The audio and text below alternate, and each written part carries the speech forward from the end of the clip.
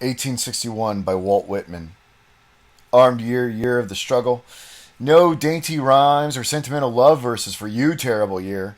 Not you as some pale poetling seated at a desk lisping cadenzas piano, but as a strong man erect, clothed in blue clothes, advancing, carrying a rifle on your shoulder, with well gristled body and sunburnt face and hands, with a knife in the belt at your side.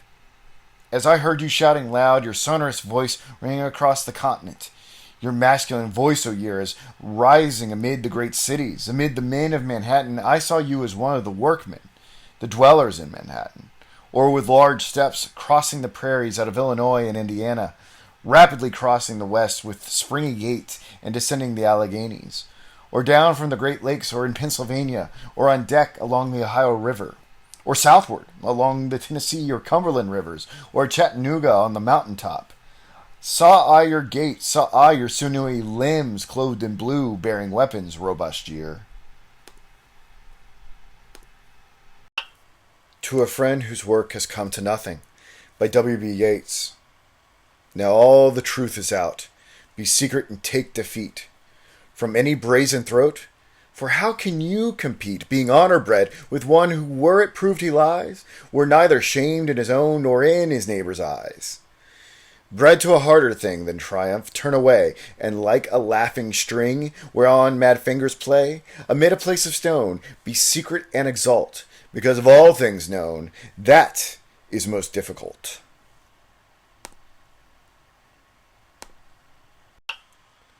The Grave of Shelley by Oscar Wilde. Like burnt-out torches by a sick man's bed, gaunt cypress trees stand round the sun-bleached stone. Here doth the little night owl make her throne, and the slight lizard show his jeweled head. And where the chalice poppies flame to red, in the still chamber of yon pyramid, surely some old world sphinx lurks darkly hid, grim warder of this pleasance of the dead. Ah, sweet indeed to rest within the womb of earth, great mother of eternal sleep, but sweeter far for thee a restless tomb, in the blue cavern of an echoing deep, or where the tall ships founder in the gloom, against the rocks of some wave-shattered steep.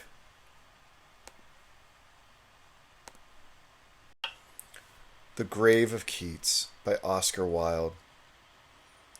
Rid of the world's injustice and his pain, he rests at last beneath God's veil of blue, taken from life when life and love were new. The youngest of the martyrs here is lain, fair as Sebastian, and as early slain. No cypress shades his grave, no funeral yew, but gentle violets weeping with the dew weave on his bones an ever-blossoming chain. O proudest heart that broke from misery! O sweetest lips since those of Mitylene! O poet painter of our English land! Thy name was writ in water. It shall stand, and tears like mine will keep thy memory green, as Isabella did her basil tree.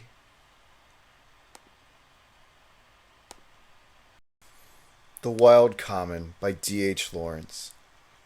The quick sparks on the gorse bushes are leaping, little jets of sunlight texture imitating flame. Above them, exultant, the peewits are sweeping. They are lords of the desolate wastes of sadness their screamings proclaim. Rabbits, handfuls of brown earth lie, low rounded on the mournful grass they have bitten down to the quick. Are they asleep? Are they alive? Now see when I move my arms, the hill bursts and heaves under their spurting kick. The common flaunts bravely, but below, from the rushes, crowds of glittering kingcups surge to challenge the blossoming bushes. There the lazy streamlet pushes its curious course mildly. Here it wakes again, leaps, laughs, and gushes. Into a deep pond an old sheep dip, dark overgrown with willows, cool, with the brook ebbing through so slow. Naked on the steep, soft lip of the bank I stand watching my own white shadow quivering to and fro. What if the gorse flowers shriveled and kissing were lost? Without the pulsing waters, where would the marigolds and the songs of the brook? If my veins and my breasts with love embossed withered, my insolent soul would be gone like flowers that the hot wind took. So my soul, like a passionate woman, turns, filled with a remorseful terror to the man she scorned, and her love for myself and my own eyes' laughter burns, runs ecstatic over the pliant folds, rippling down to my belly from the breastplates above. Over my sunlit skin, the warm, clinging air, rich with the songs of seven larks singing at once, goes kissing me glad, and the soul of the wind and my blood compare their wandering happiness, and the wind, wasted in liberty, drifts on and is sad. Oh, but the water loves me, enfolds me, plays with me, sways with me, lifts me, and sinks me as though it were living blood. Blood of a heaving woman who holds me, owning my supple body a rare glad thing supremely good.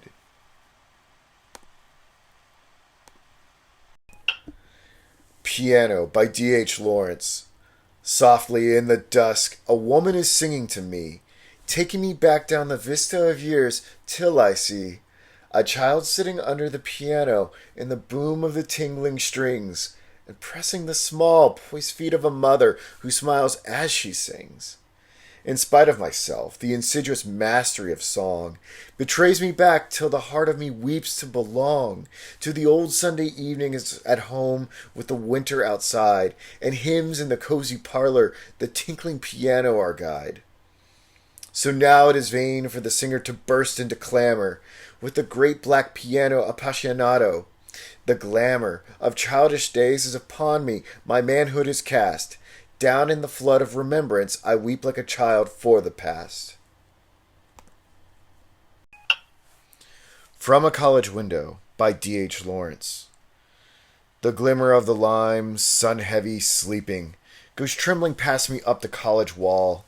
Below, the lawn in soft blue shade is keeping the daisy froth quiescent, softly in thrall. Beyond the leaves that overhang the street, along the flagged, clean pavement summer white, passes the world with shadows at their feet, going left and right.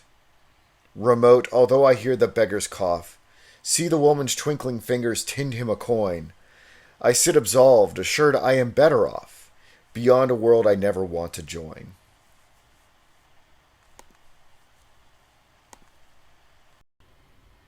Self-Pity by D.H. Lawrence. I never saw a wild thing sorry for itself. A small bird will drop frozen, dead from a bough without ever having felt sorry for itself. D.H. Lawrence, A White Blossom. A tiny moon as white and small as a single jasmine flower leans all alone above my window on night's wintry bower. Liquid as lime tree blossom, soft as brilliant water or rain, she shines, the one white love of my youth, which all sin cannot stain.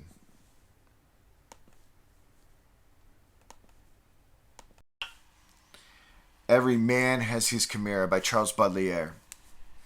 Beneath a broad gray sky, upon a vast and dusty plain devoid of grass, and where not even a nettle or a thistle was to be seen, I met several men who walked bowed down to the ground. Each one carried upon his back an enormous chimera as heavy as a sack of flour or coal, or as the equipment of a Roman foot soldier. But the monstrous beast was not a dead weight. Rather, she enveloped and oppressed the men with her powerful and elastic muscles, and clawed with her two vast talons at the breast of her mount. Her fabulous head reposed upon the brow of the man like one of those horrible casques by which ancient warriors hoped to add to the terrors of the enemy. I questioned one of the men, asking him why they went so. He replied that he knew nothing, neither he nor the others, but that evidently they went somewhere, since they were urged on by an unconquerable desire to walk. Very curiously, none of the wayfarers seemed to be irritated by the ferocious beast hanging at his neck and cleaving to his back. One had said that he considered it as part of himself. These grave and weary faces bore witness to no despair.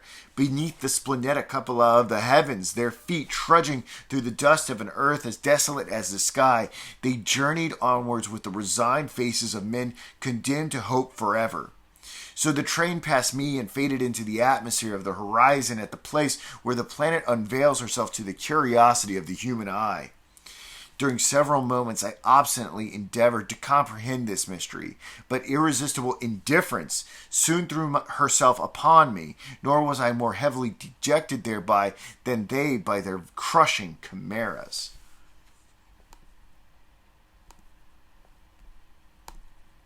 Owls by Charles Baudelaire. Under black yew trees in the shade, the owls have kept themselves apart. Like strange divinities they dart, the red eye as they meditate. They stand like statues, silent, straight, up to the melancholy time when, shouldering the sun aside, darkness establishes his state. They teach the sage a lesson here, that in the world he ought to fear all movement, uproar, turbulence.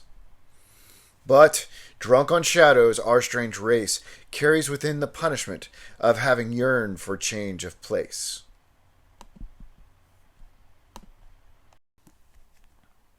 Allegory by Charles Baudelaire. Picture of beauty, shoulders rich and fine, letting her long hair trail into her wine. Talons of love, the poisoned tooth of sin, slip and are dulled against her granite skin. She laughs at death and flouts debauchery. Those fiends who in their heavy pleasantries gouge and destroy still keep a strange regard for majesty. Her body strong and hard. A goddess or a sultan's regal wife, a faithful paynim of voluptuous life.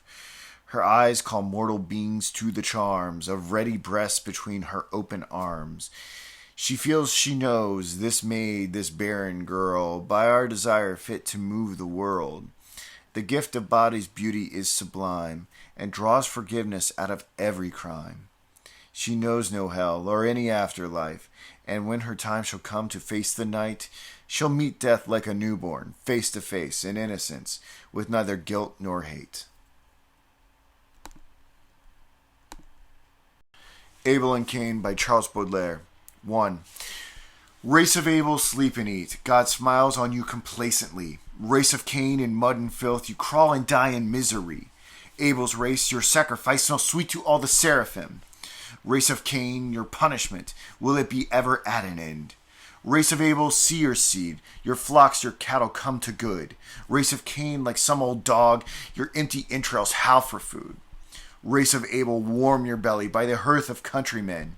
Race of Cain, you tremble freezing, lonely jackal in your den. Race of Abel, multiply, even your gold proliferates. Race of Cain, a burning heart, take guard against your appetites. Race of Abel, chew and swell like insects swarming through the woods. Race of Cain, in deep distress, your people lag on stony roads. 2. Race of Abel, see your shame, the plow is conquered by the pike. Cain, your modern progeny, have just begun to do your work. Race of Abel, carry on, manure to feed the steaming sod. Race of Cain, assault the skies, and drag him earthward, bring down God.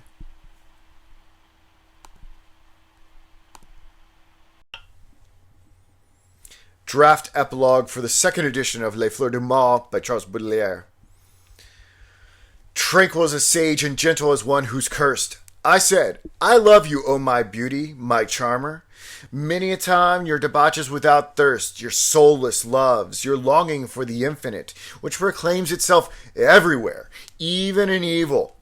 Your bombs, knives, victory marches, public feasts, your melancholy suburbs, your furnished rooms, your gardens full of sighs and intrigue, your churches vomiting prayer as music, your childish despairs, mad hags' games, your discouragements, and your fireworks, eruptions of joy that make the dumb and gloomy sky smile, your venerable vice dressed in silk and laughable virtue with sad gaze, gentle delighting in the luxury it shows. Your safe principles and flouted laws, your proud monuments on which miscatch, your metal domes the sun inflames, your theatrical queens with seductive voices, your toxins, cannon, deafening orchestra, your magic cobbles heaped as barricades. Your pretty orators' swollen rhetoric, preaching love while your sewers run with blood, rushing towards hell like the Orinoco's flood. Your angels, your fresh clowns in ancient rags, angels dressed in gold, purple, and hyacinth. Oh, you bear witness that I've discharged my task, like a perfect alchemist, like a sainted soul. From everything I've extracted the quintessence. You gave me your mud and I've turned it into gold. The Cafetière of the Artist by Charles Baudelaire. How penetrating is the end of an autumn day. Ah, yes, penetrating enough to be painful even. For there are certain delicious sensations whose vagueness does not prevent them from being intense. And none more keen than the perception of the infinite.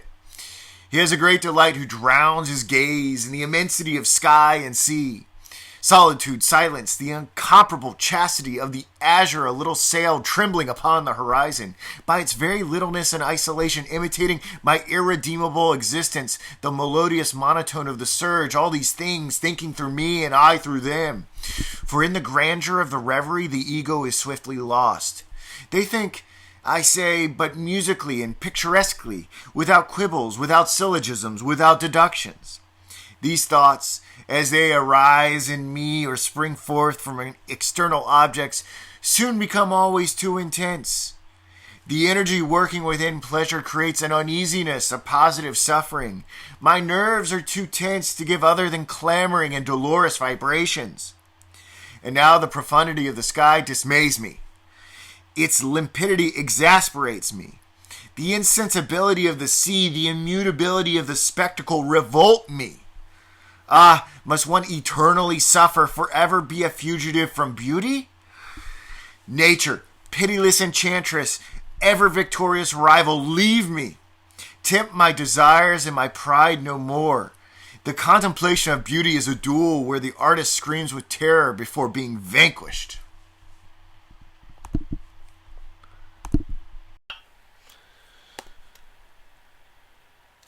Abraham Lincoln Walks at Midnight by Vachel Lindsay in Springfield, Illinois. It is portentous and a thing of state that here at midnight in our little town a mourning figure walks and will not rest near the old courthouse pacing up and down. Or by his homestead or in shadowed yards he lingers where his children used to play. Or through the market on the well-worn stones he stalks until the dawn stars burn away. A bronze, lank man, his suit of ancient black, a famous high-top hat, and plain-worn shawl make him the quaint great figure that men love, the prairie lawyer, master of us all. He cannot sleep upon his hillside now. He is among us, as in times before, and we who toss and lie awake for long breathe deep and start to see him pass the door. His head is bowed. He thinks on men and kings. Yea, when the sick world cries, how can he sleep? Too many peasants fight, they know not why. Too many homesteads in black terror weep. The sins of all the warlords burn his heart. He sees the dreadnoughts scouring every main. He carries on his shawl-wrapped shoulders now the bitterness, the folly, and the pain. He cannot rest until a spirit dawn shall come, the shining hope of Europe free. The League of Sober Folk, the workers' earth, bringing long peace to Cornland, Alp, and sea. It breaks his heart that kings must murder still, that all his hours of travail here for men seem yet in vain. And who will bring white peace that he may sleep upon his hill again? Song to Oblivion by Clark Ashton Smith. Art thou more fair for all the beauty gathered up in thee, as gold and gems within some lightless sea? For light of flowers and bloom of tinted air, art thou more fair? Art thou more strong for powers that turn to thee as unto sleep? For world and star that find thy ways more deep than light may tread to wearisome for song, art thou more strong? Nay, thou art bare, for power and beauty on thine impotence, bestowed by fruitful time's magnificence. For fruit of all things strong and bloom of fair, thou still art bare.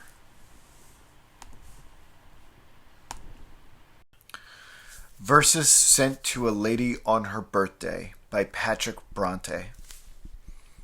The joyous day illumes the sky, that bids each care and sorrow fly, to shade of endless night. Even frozen age, thawed in the fires of social mirth, feels young desires and tastes of fresh delight. In thoughtful mood your parents dear, whilst joy smiles through the starting tear, give approbation due. As each drinks deep in mirthful wine, your rosy health and looks benign are sent to heaven for you. But let me whisper, lovely fair, this joy may soon give place to care, and sorrow cloud this day. Full soon your eyes of sparkling blue and velvet lips of scarlet hue discolored may decay. As bloody drops on virgin snows, so vies the lily with the rose, full on your dimpled cheek. But the worm in lazy coil may soon prey on this putrid spoil, or leap in loathsome freak.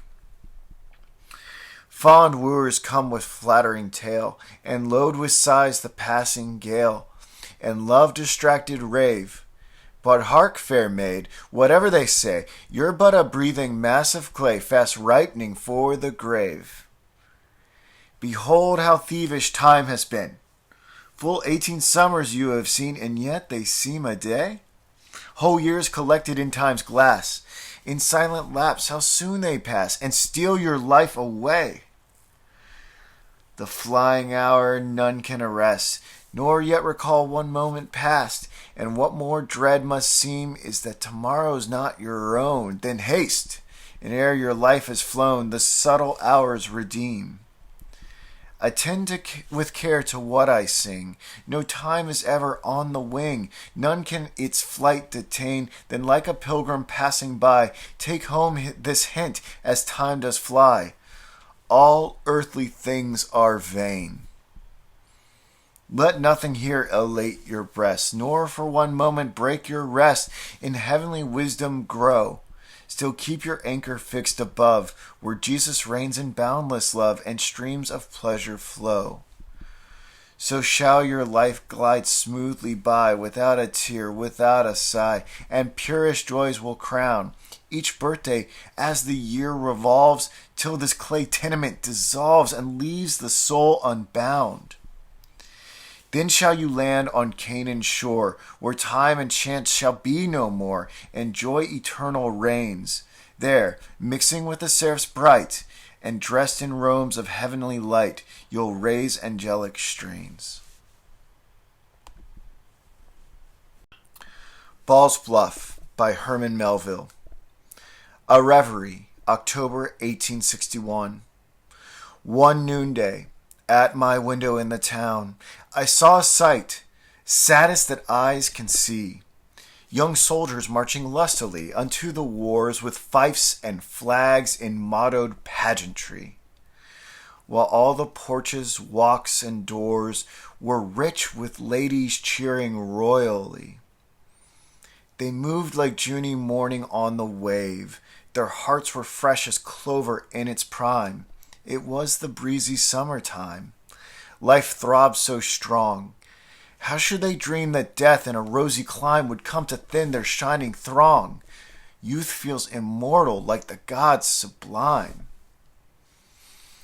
Weeks passed, and at my window leaving bed, by night I mused of easeful sleep bereft, on those brave boys, war, thy theft! Some marching feet found pause at last by cliff's Potomac cleft. Wakeful I mused while in the street, far footfalls died away till none were left. A Hymn by Anne Bronte. Eternal power of earth and air, unseen yet seen in all around, remote but dwelling everywhere, though silent, heard in every sound. If ever thine ear in mercy bent, when wretched mortals cried to thee, and if indeed thy Son was sent to save lost sinners such as me, then hear me now, while kneeling here, I lift to thee my heart and eye, and all my soul ascends in prayer. O give me faith, I cry. Without some glimmering in my heart, I could not raise this fervent prayer, but O a stronger light impart, and in thy mercy fix it there. While faith is with me, I am blessed. It turns my darkest night to day. But while I clasp it to my breast, I often feel it slide away. Then cold and dark my spirit sinks, to see my light of life depart, and every fiend of hell methinks enjoys the anguish of my heart. What shall I do if all my love, my hopes, my toil are cast away, and if there be no God above to hear and bless me when I pray? If this be vain delusion all, if death be an eternal sleep, and none can hear my secret call, or see the silent tears I weep, O help me, God, for thou alone canst my distracted soul relieve. Forsake it not, it is thine own, though weak yet longing to believe. O drive these cruel doubts away, and make me know that thou art God. A faith that shines by night and day will lighten every earthly load. If I believe that Jesus died, and waking rose to reign above, then surely sorrow, sin, and pride must yield to peace and hope and love. And all the blessed words he said will strength and holy joy impart, a shield of safety over my head, a spring of comfort in my heart.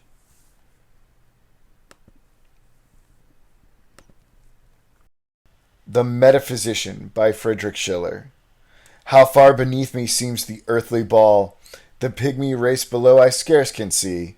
How does my art, the noblest art of all, bear me close up to heaven's bright canopy? So cries the slater from his tower's high top, and so the little would-be mighty man, Hans Metaphysicus, from out of his critic's shop. Explain, thou little would-be mighty man, the tower from which thy looks the world survey, whereon is it erected, pray? How didst thou mount it? Of what use to thee its naked height, save over the veil to see?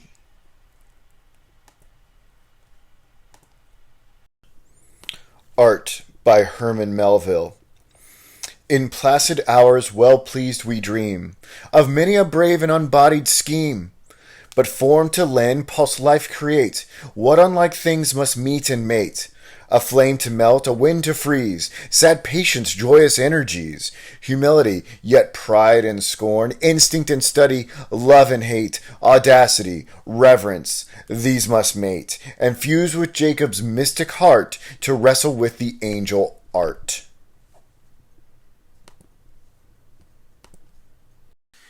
A Shadow by Sophie M. Hensley. The world today is radiant as I never could picture it in wildest dreaming when, for long, long hours I lay in flowery glen or wooded copse and tried in vain to tear the glamour from my eyes and face the glare and tumult of the busy world of men. I staked my all in one, and never again can my blessed spirit know a heart's despair. And yet, why should it be that now, when all my heart has longed for is at last within my grasp, and I should be at rest, a ghostly something rising in the glow of love's own fire, an uninvited guest, taunts me with just one memory of the past? Wasteland by Madison Julius Cawine. Briar and fennel and chinkapin, and rue and ragweed everywhere. The field seems sick as a soul with sin, or dead of an old despair, born of an ancient care. The crickets cry and the locusts whir, and the note of a bird's distress, with the rasping sound of a grasshopper, clung to the loneliness like burrs to a ragged dress. So sad the field, so waste the ground, so cursed with an old despair. A woodchuck's burrow, a blind mole's mound, and a chipmunk's stony lair seemed more than it could bear. So solemn too, so more than sad, so droning lone with bees, I wondered what more could nature add to the sum of its miseries, and then I saw the trees. Skeletons gaunt that gnarled the place, twisted and torn they rose, the tortured bones of a perished race of monsters no mortal knows. They startled the mind's repose. And a man stood there, as still as moss, a lichened form that stared, and an old blind hound that seemed at loss, forever around him fair, with a snarling fang half bared. I looked at the man, I saw him plain, like a dead weed, gray and wan, or a breath of dust. I looked again, and man and dog were gone, like wisps of the graying dawn. Were they a part of the grim death there, ragweed, fennel, and rue, or forms of the mind and old despair that there into semblance grew out of the grief I knew?